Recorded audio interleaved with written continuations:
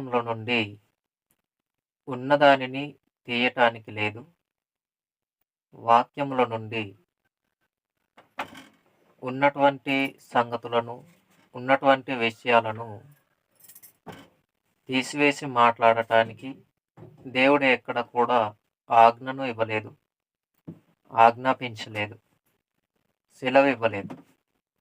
కాబట్టి వాక్యంలో ఉన్నటువంటి విషయాలను వాక్యంలో ఉన్నది ఉన్నట్టుగానే మాట్లాడటానికి దేవుడు ఆజ్ఞను ఇచ్చారు.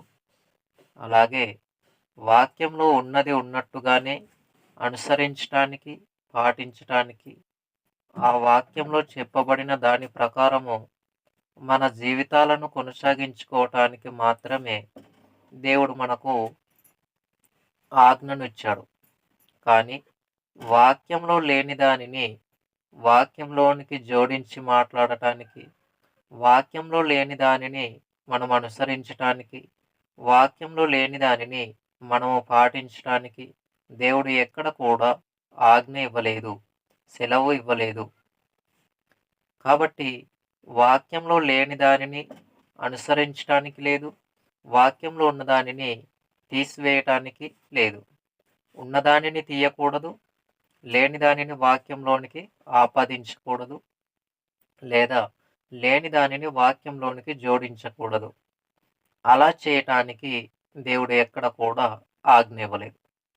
కాబట్టి మనం ఆలోచన చేసినప్పుడు దేవుడు తన పరిశుద్ధ గ్రంథంలో మన కోసం వ్రాయించిన మాటను మనము ఒకసారి ఆలోచన చేయగలిగితే, ద్వితీయోపదేశ కాండము, మొదటిగా ద్వితీయోపదేశ కాండము 4వ అధ్యాయము 2వ వచనంలో దేవుడు ఏం చెప్పారంటే, ద్వితీయోపదేశ కాండము 4వ అధ్యాయము 2వ వచనంలో, మీ దేవుడైన యెహోవా ఇచ్చిన ఆజ్ఞలను మీకు ఆజ్ఞాపించుచున్నాను, వాటిని గైకొనుటయు నేను మీకు ఆజ్ఞాపించిన మాటతో దేనిని కలపకూడదు, వాటిలో నుండి దేనిని తీసివేయకూడదు.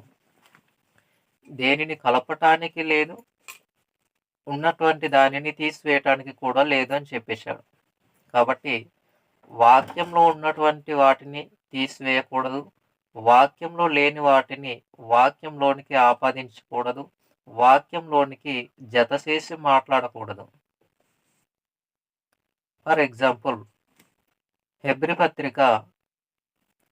పత్రిక వచ్చేసరికి మనము ఒక సందర్భాన్ని చూద్దాం. అక్కడ ఏ విధంగా అపార్థం చేసుకుని, లేదనుకుంటే దానిని ఏ విధంగా రాస్తారో, ఏ విధంగా కోట్ చేస్తారో అనేటటువంటి సంగతి మనం చూడగలిగితే, హెబ్రీ పత్రిక 13వ అధ్యాయము 4వ వచనం. హెబ్రీలకు వ్రాసిన పత్రిక 13వ అధ్యాయము 4వ వచనం. మనకు బాగా సుపరిచితమైనటువంటి మాట. ఈ వాక్యము చాలామంది మనసులో కూడా కంటత వాక్యముగా ఉండొచ్చు. రైట్, చూద్దాం. హెబ్రీలకు వ్రాసిన పత్రిక 13వ అధ్యాయము 4వ వచనం. ఇక్కడ మనం ఏం చూస్తామంటే, వివాహము అన్ని విషయములలో ఘనమైనది గాను, పానుపు నిష్కలమైనది గాను ఉండవలెను. దీనికి ఇక్కడ మనం చూడగలుగుతుంటే, వివాహము అన్ని విషయములలో ఘనమైనది గాను అనుంది. దీనిని మన వాళ్ళు చాలామంది ఏ విధంగా వ్రాస్తారు అని అంటే, వివాహము అన్ని విషయములలో ఘనమైనది. ఏమని రాస్తారు? వివాహము అన్ని విషయములలో ఘనమైనది. శుభలేఖలు కొట్టించేటప్పుడు, కార్డులు కొట్టించేటప్పుడు హెబ్రీలకు రాసిన పత్రికలో ఉన్న ఈ మాట, 13వ అధ్యాయము 4వ వచనంలో ఉన్న ఈ మాట ఏమని కొట్టిస్తారు? క్రిస్టియన్స్ వివాహాలు చేసుకునే ఆ కార్యక్రమంలో ఏమని కొట్టిస్తారంటే, వివాహము అన్ని విషయములలో ఘనమైనది. వివాహము అన్ని విషయములలో ఘనమైనది అనుందా, ఘనమైనది గాను అనుందా? ఒకసారి చూద్దాం. మరొకసారి ఆ మాట చదువుదాం. హెబ్రీలకు రాసిన పత్రిక 13వ అధ్యాయం 4వ వచనం. వివాహము అన్ని విషయములలో ఘనమైనది గాను. ఇక్కడ వివాహము అన్ని విషయములలో ఘనమైనది గాను అని చెప్పబడింది. మరి రాసేవాళ్ళు, కొట్టించేవాళ్ళు ఏ విధంగా కొట్టిస్తారు అనంటే, వీరు రాసిన ప్రకారంగానే అక్కడ కార్డులు కొట్టించేవాళ్ళు కొడతారు కాబట్టి, చేస్తారు కాబట్టి, రాయించే వాళ్ళే ఉన్నది ఉన్నట్టుగా రాయించాలి. మరి ఇప్పుడు మనం చదివిన ఈ మాట ఏ విధంగా ఉంది అనంటే, వివాహము అన్ని విషయములలో ఘనమైనది గాను. అంటే ఘనమైనది అని అక్కడ ఫుల్ స్టాప్ లేదు. మరలా కామా కూడా లేదు. వివాహము అన్ని విషయములలో ఘనమైనది గాను అనుంది. 2 అక్షరాలు వదిలేస్తారు. వివాహము చేసుకునేటటువంటి కార్యక్రమాలను కొనసాగించేవారు సంఘ కాపురులైన, సంఘ విశ్వాసులైన శుభలేఖలు కొట్టించే సందర్భంలో వారు వివాహము అన్ని విషయములలో ఘనమైనది అంతవరకు మాత్రమే కొట్టిస్తారు. మరి మిగిలిన 2 అక్షరాలు మనం ప్రారంభంలో ఏం చదువుకున్నాం? ద్వితీయోపదేశకాండం 4వ అధ్యాయం 2వ వచనంలో ఏం చూస్తాం మనము? దేనిని కలపకూడదు, దేనిని తీసివేయకూడదు. మరి ఈ వివాహ కార్యక్రమాలు కొనసాగించేవారు కార్డులు కొట్టించే సమయంలో వీరికి నచ్చినట్టుగా వీరు రాయించి అక్కడ కార్డులు కొట్టిస్తా ఉన్నారు.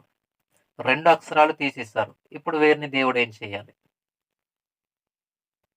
ఉన్నదానిని తీయకూడదని వాక్యం చెబుతుంటే, ఆ వాక్యంలో ఉన్నటువంటి 2 అక్షరాలను కట్ చేసి వివాహం అన్ని విషయములలో ఘనమైనదని పెడుతున్నారు.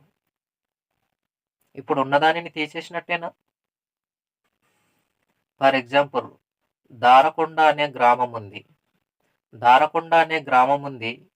ఆ దారకొండ అనేటటువంటి గ్రామంలో మొదటి 2 అక్షరాలను వదిలేస్తే, దారకొండ అనేటటువంటి గ్రామంలో మొదటి 2 అక్షరాలు ఏ అక్షరాలు వస్తున్నాయి? దార. తర్వాత వచ్చే అక్షరాలు కొండ, దారకొండ. ఈ దారకొండ అనేటటువంటి వీటిలో మొదటి 2 అక్షరాలు విడిచిపెడదాం ఇప్పుడు. దారకొండ దాంట్లో మొదటి 2 అక్షరాలు వదిలేస్తే కొండ అని వస్తుంది. కొండ అని వస్తుంది.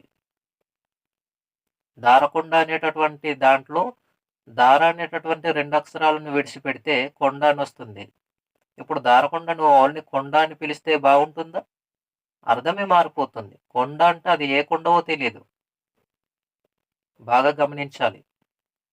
వాక్యంలో ఉన్నటటువంటి వాటిని వాక్యంలో ఉన్నట్టుగానే మనము ఆస్వాదించాలి, పాటించాలి, అనుసరించాలి, అంగీకరించాలి, ఒప్పుకోవాలి. వాక్యంలో లేని వాటిని కొనసాగించడానికి అవకాశం లేదు. మరి ఈ సందర్భానికి వచ్చేసరికి వాక్యంలో ఉన్నటువంటి 2 అక్షరాలను విడిచిపెట్టేస్తా ఉన్నారు. గమనించాలి. నేడున్నటువంటి వారికైనా ఈ మాటలు వినినటువంటి తర్వాతైనా అర్థం చేసుకోగలగాలి. వివాహము అన్ని విషయములలో ఘనమైనది గాను, పాడుపు నిష్కలమైనది గాను ఉండవలెను అని చెప్పాడు. కానీ వివాహము అన్ని విషయములలో ఘనమైనదని ఫుల్ స్టాప్ పెట్టలేదక్కడ. మరొక వాక్యం చూద్దాం. వాక్యంలో ఉన్నదానిని కలపకూడదు, లేని దానిని తీయకూడదు అని తెలిసినప్పటికీ కూడా ప్రమాదకరమైనటువంటి జీవితాలు కొనసాగించుకోవటానికి ఇష్టపడుతున్నటువంటి నేడున్న క్రైస్తవ సమాజం, నేడున్నటువంటి సంఘ కాపరుల సమాజం జాగ్రత్తగా వాక్యాన్ని పరిశీలన చేయవలసినదిగా ప్రేమతో మీకు హెచ్చరిక మాటలుగా జారీ చేస్తూ ఉన్నాను. దయచేసి ప్రతి ఒక్కరు కూడా గమనించవలసినదిగా కోరుచున్నాను. ద్వితీయోపదేశకాండము 12వ అధ్యాయము 32వ వచనం. ద్వితీయోపదేశకాండము 12వ అధ్యాయము 32వ వచనం. నేను మీకు ఆజ్ఞాపించుచున్న ప్రతి మాటను అనుసరించి చేయవలెను. దానిలో నీవు ఏమీయు కలుపకూడదు, దానిలో నుండి ఏమీయు తీసివేయకూడదు అని చెప్పేశాడు. ఇక్కడ కూడా అది చూస్తున్నాం. ద్వితీయోపదేశకాండం 12వ అధ్యాయము 32వ వచనంలో ఏమీయు కలపకూడదు, ఏమీయు తీసివేయకూడదు. తీసివేయకూడదన్న మాట మనకు తెలుసు. కానీ వాక్యంలో ఉన్నటువంటి పదాలను, అక్షరాలను, ఒత్తులను, దీర్ఘములను తీసివేస్తూనే ఉంటాం. అంటే వాక్యము ఉన్నది ఉన్నట్టుగా నేర్చుకొని, దానిని ఉన్నది ఉన్నట్టుగా బోధించాలన్న కనీస జ్ఞానం లేదు. వాక్యము ఉన్నది ఉన్నట్టుగా నేర్చుకొని పాటించాలి, అనుసరించాలి అన్న కనీస జ్ఞానము లేని, బొత్తిగా తమకు తోచినట్టుగా, తమకు నచ్చినట్టుగా తమ జీవితాలు కొనసాగించుకుంటున్నటువంటి క్రైస్తవ సమాజాన్ని దేవుడేం చేయాలి? దేవుడంటున్నాడు, దేనిని కూడా కలపటానికి లేదు. దేనిని కూడా వాక్యంలో ఉన్నటువంటి వాటిని తీసివేయటానికి లేదు. ఇంత గొప్పగా వాక్యం మనకు హెచ్చరిక మాటలుగా జారీ చేస్తున్నప్పటికీ, వాక్యంలో ఉన్నదానిని తీసివేయటం, వాక్యంలో లేని దానిని వాక్యంలోనికి జోడించి చెప్పటం, లేదా పాటించటం, అనుసరించటం, ఇలా చేయగలుగుతున్నామంటే మనకు వాక్యం ఏమైనా అర్థమైందంటారా? దేవుడు చెప్పిన మాటలు మనకు అర్థమయ్యాయంటారా? అర్థమైందా? అర్థమైపోయిందా అనంటే, అర్థమైపోయింది. గాలికి వదిలేస్తారనమాట దేవుని మాటలు. దేవుని వాక్యమును పక్కన పెట్టేశారనమాట. దేవుని మాటలు పక్కన పెట్టటాన్ని బట్టి ఏం జరిగిందంటే, వాక్యంలో ఉన్నటువంటి వాటిని, వాక్యంలో లేని వాటిని కలిపి చెరిపటం. వాక్యంలో ఉన్న దానిని తీసివేయటం, వాక్యంలో లేని దానిని వాక్యంలోనికి జోడించటం. ఇలా చేయటం ద్వారా మన ఆత్మీయ జీవితానికి నష్టం ఉందన్న సంగతి ప్రతి ఒక్క సంఘ విశ్వాసి గమనించాలి. ప్రతి ఒక్క సంఘ కాపరి కూడా గమనించాలి. వాక్యంను సరిగా విభజించు వారిగా, వాక్యంను సరిగా అర్థం చేసుకునే వారిగా మన జీవితాలు మనము దేవునికి అనుకూలమైనటువంటి జీవితాలుగా మార్చుకోవాలి. ఇది దేవుడు కోరుకుంటున్నారు మన నుండి. కాబట్టి ప్రతి ఒక్కరం కూడా వాక్యమును పరిశీలన చేస్తూ జాగ్రత్తగా చదివి, ధ్యానిస్తూ, ప్రార్థన పూర్వకంగా వాక్యమును సిద్ధపడే ప్రయత్నాన్ని చేయాలి సంఘ కాపురులైనటువంటి వారు. ఈ విషయాలన్నీ నేను అనేక మార్లు, చాలా సార్లు వాక్యం ద్వారా హెచ్చరిక మాటలుగా జారీ చేస్తూనే వస్తా ఉన్నాను. అయినప్పటికీ వింటున్నటువంటి వారు కూడా వినని వారిగా ఉండిపోవచ్చున్నారు. వినని వారి పరిస్థితి వారు వినలేదు కాబట్టి, లేదా వారికి తెలియదు కాబట్టి, వారు ఆ విధంగా కొనసాగించుకుంటున్నారు, ఆ విధంగానే బోధిస్తున్నారు, ఆ విధంగానే అనుసరిస్తున్నారు అనుకోవటానికి అర్థముంది. కానీ చెబుతున్నప్పుడు కూడా విని విననట్టుగా ఉంటున్నారు అనంటే వారిని దేవుడేం చేయాలి? నా ఆవేదన ఒకటే, వాక్యంలో ఉన్నది ఉన్నట్టుగా బోధించండి. వాక్యంలో లేనిది వాక్యంలోనికి జోడించి బోధించటానికి ఎవ్వరు కూడా ప్రయత్నించొద్దు. దేవుని శాపానికి గురి కావద్దు. మనమందరం కూడా క్రీస్తు సంఘ సభ్యులం. క్రీస్తు రక్తం ద్వారా కడగబడినటువంటి మనమందరము ఒకే కుటుంబంగా కలిసి ఆత్మీయ జీవితంలో ముందుకు కొనసాగవలసినటువంటి వారమై ఉన్నాం. సంఘంలో అవయవములుగా ఉన్నటువంటి సహోదరులుగా ఉన్నటువంటి మనమందరము దేవునికి అనుకూలమైనటువంటి జీవితాలు కలిగి బ్రతకవలసిన మనమందరము వాక్యమును కలిపి చెరపటానికి వీలు లేదు. దేవుడు కోరుకుంటున్నటువంటి రీతిగానే మన జీవితాలు కొనసాగాలి.